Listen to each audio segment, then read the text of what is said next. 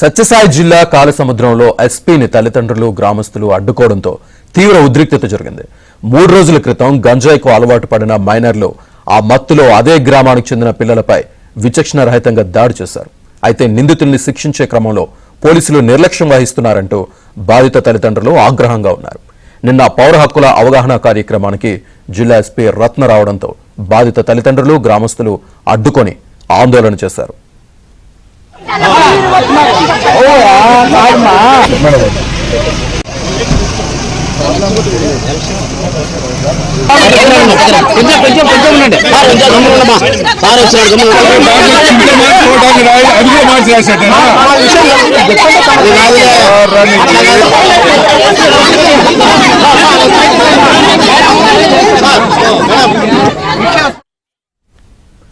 గంజాయి మత్తులో తమ పిల్లలపై దాడికి పాల్పడిన వారిని ఎందుకు శిక్షించలేదని ఎస్పీ రత్నను నిలదీశారు. ఒకనొక దశలో ఎస్పీపై మహిళలు గ్రామస్తులు తిరగబడ్డారు. ఎస్పీ ఎదుటే సర్పంచ్ లలితమ్మ ఆత్మహత్యయత్నం చేసింది.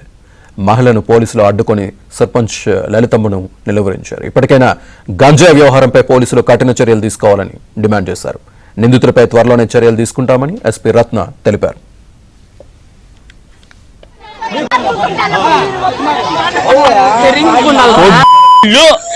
అంటే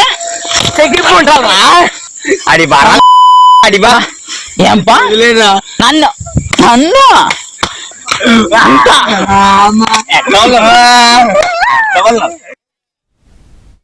మా పిల్లల్ని పిలుచుకొని పోయినారు. పిల్ల పండుగలో పిలిచినారంట. మా పిల్లలు పోలేదు.